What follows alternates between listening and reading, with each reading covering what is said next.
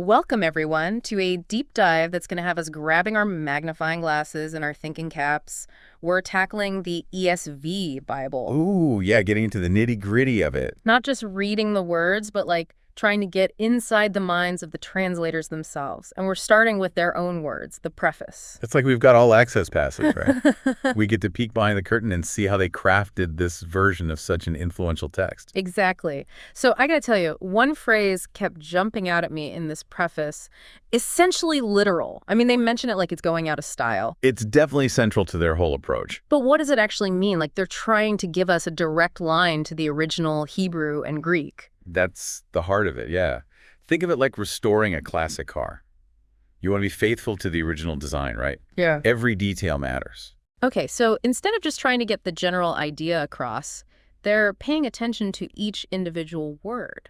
Precisely. They're all about preserving those nuances, those layers of meaning that might get lost in a looser translation.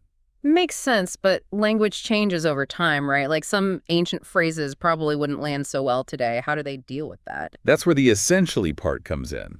They're not going for a word-for-word robot voice, if that makes sense. So they're trying to strike that balance between accuracy and clarity. You got it. They acknowledge that sometimes you need to find a slightly different phrase in English to capture the original meaning without sounding totally bizarre. So it's not just about translating words, it's about translating ideas, concepts. Exactly. And they even talk about how this approach is particularly helpful for in-depth study and memorization. Right, because if you're memorizing a verse, you want to be sure you're capturing the core essence of what those words meant in their original context. Exactly. It gives you a more solid foundation to build on. And speaking of building, they made another interesting choice. They kept a lot of the traditional theological terms. Like what? Give me an example. Well, instead of using a more everyday phrase for something like justification, they kept that word intact, even though it might sound a bit archaic to some people. Interesting. So they're preserving those terms, almost like historical artifacts, to retain their weight and the theological debates they represent. Right. They want you to bump into those terms and grapple with their full meaning, just like people have been doing for centuries. Wow, that's a really different way to think about it. It's like they're not just giving us the text, they're giving us the conversation around the text, too. Absolutely. And that's what makes this deep dive so fascinating. We get to see how those choices play out in the actual text. All right, so we've talked about the ESV's philosophy, this whole essentially literal idea. But how does it actually feel when you're reading it? I've got some passages here where their choices really stood out. Yeah, let's see how this philosophy comes to life in the text itself. Okay, so Genesis 2.23, Adam first lays eyes on Eve. This at last is bone of my bones and flesh of my flesh. She shall be called woman because she was taken out of man.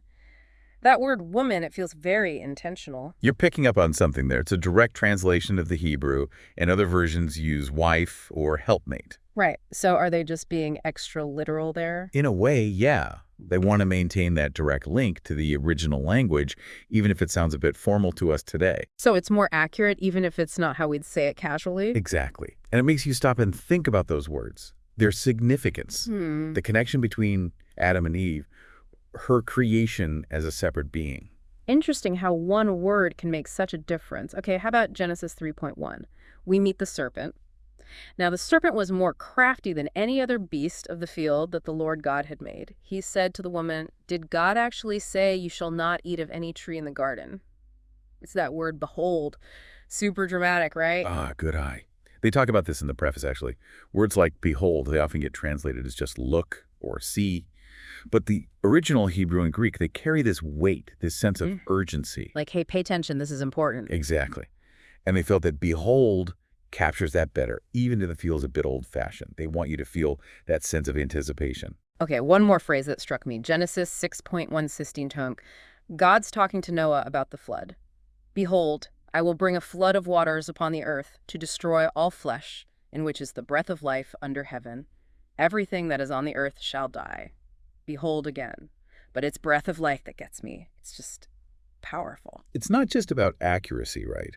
It's about capturing the beauty, the poetry of how it was originally written. Right, they could say living creatures. But breath of life, it connects us back to creation itself, God breathing life into Adam.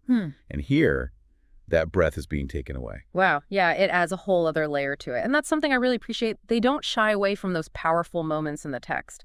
So we spent this whole deep dive really getting into the nuts and bolts of the ESV, their whole essentially literal thing. Yeah, and we've seen how those choices, even down to individual words, can really change the way you experience these stories. Absolutely. It's easy to forget, like, this wasn't written in English, you know? Right, it's the result of so many decisions made by translators trying to bridge that gap, bringing these ancient texts into our world. And I think they do a great job of being upfront about their goals, about wanting to give us that direct line to the original Hebrew and Greek.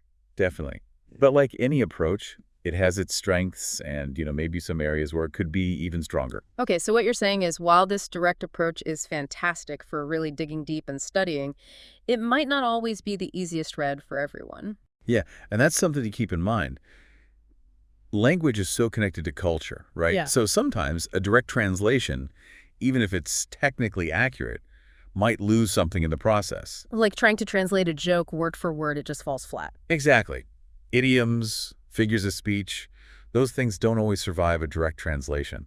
So the ESV, it's brilliant for study, but for someone who's just starting to explore the Bible. They might get tripped up by some of the language. Yeah, exactly. It's like Yeah. you can appreciate a painting up close, Mhm. looking at every brushstroke, or you can step back and take in the whole picture. Two different experiences. Right.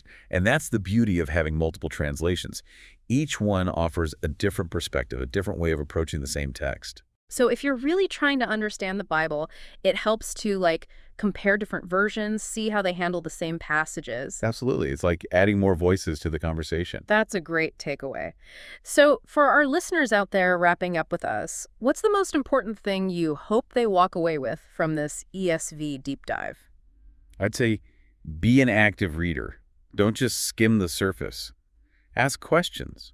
Why did they use this word? What was happening in that historical moment? Get curious about the words themselves. Exactly. And don't be afraid to explore other translations. See how they handle the same passages. I love it. It's like becoming a detective of the text. Exactly. And who knows what you might discover along the way.